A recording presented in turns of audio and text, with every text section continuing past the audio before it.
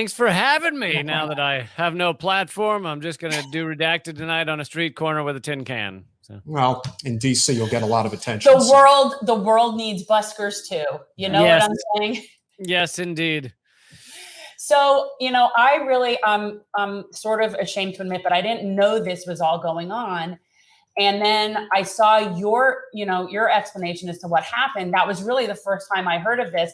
And then I went and searched it, and it's not being covered anywhere that this just happened. It's almost like, am I imagining that, Lee? Or is nobody, like, I Googled it and it doesn't come up anywhere that there's no more RT America.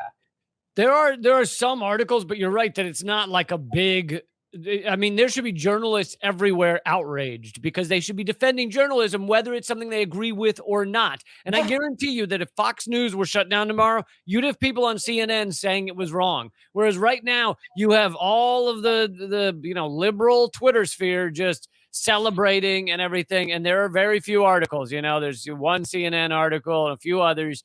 And they act like the ones I've read act like this was just some choice RT made because they, had lost viewers or something. I highly doubt that. I mean, they didn't tell us what happened. I have no inside knowledge, but I know that it happened all within the span of a few hours between, sometime on Wednesday. They went from thinking everything was fine and operating to everything is shut down and over, and not even a mumble of we might be back, we might start anew. It is all over. And, as you mentioned, there's varying viewpoints on RT. There are some right wingers there that I very much disagree with. But what united all of us was that most of our coverage, most of what we did was outside of the allowable thought process of your mainstream corporate airwaves. We were outside of the little tiny Overton window, which is allowable arguments on, CNN, Fox News, and MSNBC. And that made us dangerous. I'm anti-war. I'm opposed to this war. I'm opposed to all wars. I wrote every word I said on Redacted Tonight. I was never told what to say. I was never censored, but none of that matters. It's scary to me as a journalism person. It is. It scared me. Oh, yeah. Before I forget, I know that you're now starting a Patreon. So what is that so I could put it up? Yeah, patreon.com/Lee Camp. Oh, well, that's rather straightforward because not only was my show canceled with RT America, but Redacted Tonight videos are on YouTube, are banned across Europe and the UK. And my personal podcast, Moment of Clarity, was deleted from Spotify, all in the span of 3 days. So let me ask you, what do you think happened? Really? I mean, obviously, you don't know for sure. This is just speculation. Like, what happened at the top that trickled down to cause this? Like, what's the reasoning here, other than clearly stifling the voice? But I mean, who made these decisions? Like, where does this come from? I mean, I don't know. It was obviously a decision made by management, but that doesn't mean that they really had a choice. It seems to me that it had to either be literally the Justice Department saying you're done, or some kind of sanctions that basically made it so that these, the executives at this news studio could be arrested. But whatever it was instantaneous, which, if people like to say, oh, well, they lost some of their distributors like DirecTV, but they had money to operate for at least several months, if not a year. They had huge online presence, so they would keep being seen. And if it was just a matter of needing to cut back, they would have probably cut back to just being a news, station and getting rid of some of the other personalities. But none of that happened. It was instantaneous. Very interesting. We are seeing the complete destruction of independent media everywhere. The channels are suppressed heavily. We deal with it on a regular basis. This is a worldwide thing too, just so you know. It's a worldwide thing. And we are kind of living through a 1984 type situation. And what's even more surreal is how especially comfortable liberals welcome censorship. It is incredible to me how they embrace it. And listen, there's hypocritical conservatives as well, but there really is this niche group of liberals, especially in big city dwellings like DC, New York, LA, where they cheer this on. They cheer on this idea, oh, we silenced this person. Oh, if you were happy about Alex Jones, this is your problem.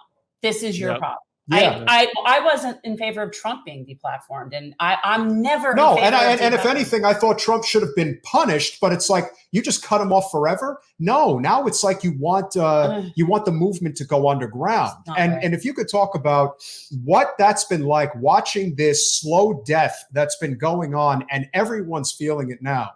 And we've been trying to tell people, you spend your days getting into like these Twitter wars and these YouTube channels, commenting on other, like you guys are so lost as to what's going on right now. This is a much more serious problem that I don't think people realize, and would love to hear your thoughts on that. Yeah, I'm not one of those people who, just because it happened to me, I suddenly started to care about it. I've been talking about this for years.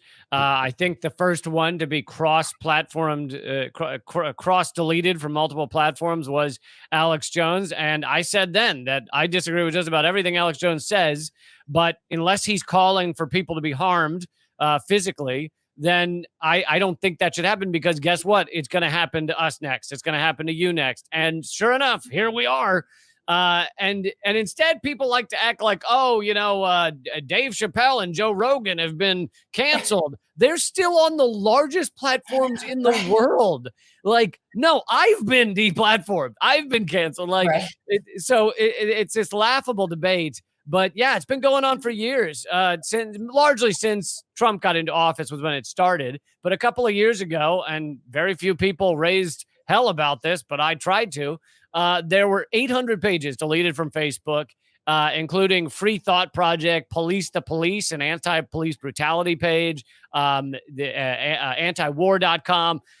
Several of those were all deleted at once. And the editors from those pages were also suspended permanently on Twitter, meaning these are platforms, massive tech companies discussing this with each other. If it just happens on one, you can say it's an algorithm that did something, but it happens on multiple. That means someone is sitting down and deciding to deplatform people. And in my case, it's, basically for being anti-war, for being anti-imperialism, for being anti-corporate America.